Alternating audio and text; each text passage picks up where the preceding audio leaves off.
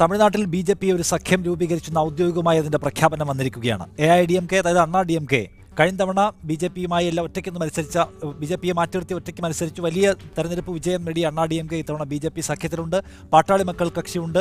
മുർപോക്ക് ദ്രാവിഡ മുന്നേറ്റ കഴകം എന്ന പേരിലുള്ള ഇദ്ദേഹത്തിൻ്റെ, അതായത് നമ്മുടെ വിജയകാന്തിൻ്റെ പാർട്ടിയുണ്ട്. ഒപ്പം വൈക്കോയുടെ പാർട്ടിയുണ്ട്. എല്ലാം കൂടെ ചേർത്ത് വലിയ, കഴിഞ്ഞ തവണ ഒരു 60% വോട്ടെങ്കിലും സമാഹരിക്കാൻ കഴിഞ്ഞ പാർട്ടികളുടെ, എല്ലാ പാർട്ടികളും ചേർത്താൽ 60% വോട്ടെങ്കിലും കഴിഞ്ഞ തവണ സമാഹരിച്ച പാർട്ടികളാണ്. അവരുടെ വലിയൊരു സഖ്യം ഉണ്ടാക്കിയിരിക്കുകയാണ് ബി.ജെ.പി.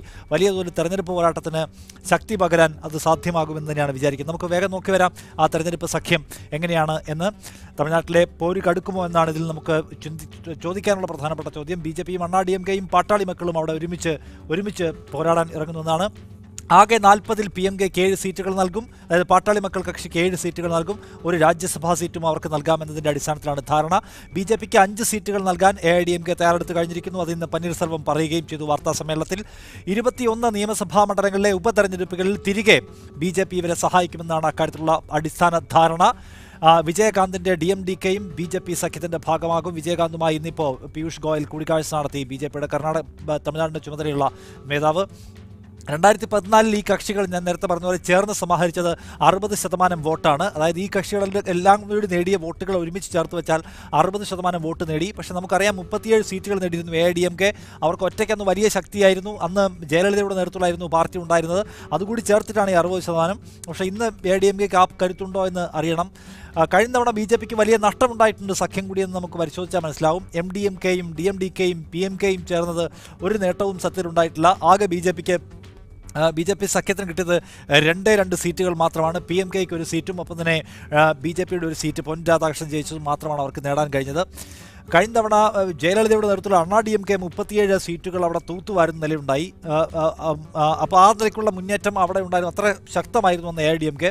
പുതുച്ചേരിയിലെ ഒരു സീറ്റ് നേടിയത് AINRC എന്ന് പറയുന്ന രാമലിംഗ കോൺഗ്രസ് എന്ന് പറയുന്ന പാർട്ടിയാണ് അവിടെ ആ സീറ്റ് നേടിയത്. കോൺഗ്രസും ഇടതു പാർട്ടികളും ഒറ്റയ്ക്ക് മത്സരിച്ച് ഏതാണ്ട് എല്ലായിടത്തും, മുഴുവൻ സ്ഥലത്തും തോറ്റുപോവുകയും ചെയ്തു. കാരണം എ.ഐ.ഡി.എം.കെയുടെ ഒരു വലിയ തേരോട്ടമായിരുന്നു. DMKയ്ക്കും അവിടെ ഒന്നും നേടാൻ കഴിഞ്ഞിട്ടില്ല എന്ന് നമുക്കറിയാം.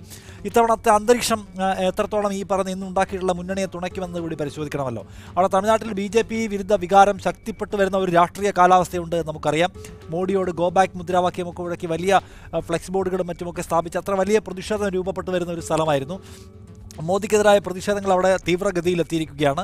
അപ്പോൾ സിനിമാ താരങ്ങളും സിനിമാ മേഖലകളിൽ നിന്നുള്ള ആളുകളും ഒക്കെ തന്നെ ബി.ജെ.പി വിരുദ്ധ നയത്തിൻ്റെ വാഹകരായി മാറിയിട്ടുണ്ട്.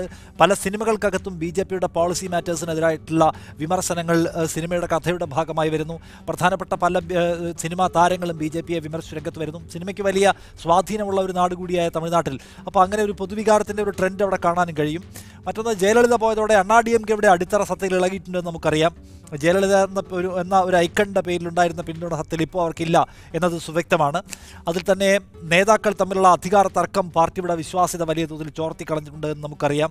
പിന്നെ ഭരണതലത്തിലുണ്ടായിട്ടുള്ള ചില പ്രശ്നങ്ങൾ, ആ വീഴ്ചകൾ എന്ന് പറയുന്നത് ശരിയായ, വളരെ ഒരു കോൺക്രീറ്റായ സുസംഘടിതമായ ഒരു ഭരണ സംവിധാനം കൊണ്ടുപോകാൻ കഴിയാത്തതിൻ്റെ പ്രശ്നങ്ങൾ വേറെയുമുണ്ട്. അതുമാത്രമല്ല, ശശികലയുടെ സഹോദരൻ TTV ദിനകരൻ്റെ പാർട്ടിയും മത്സരരംഗത്തുണ്ട്. ദിനകരൻ നല്ലൊരു സംഘാടകൻ കൂടിയാണ്. സ്റ്റാലിൻ്റെ കീഴിൽ കരുത്താർജിച്ചു വന്ന DMK അവിടെ കനത്ത മത്സരം ഉയർത്തുമെന്ന കാര്യത്തിൽ തർക്കമില്ല. DMKക്കകത്ത് നിലവിൽ ഇപ്പോൾ പ്രശ്നങ്ങളൊന്നുമില്ലാതെ വളരെ സംഘടിതമായി പോവുകയും ചെയ്യുന്നു. അപ്പോൾ ഇങ്ങനെ വിവിധങ്ങളായ വെല്ലുവിളികൾ DMKയുടെ മുൻപിലുണ്ട്, ബി.ജെ.പിയുടെ മുൻപിലുണ്ട്.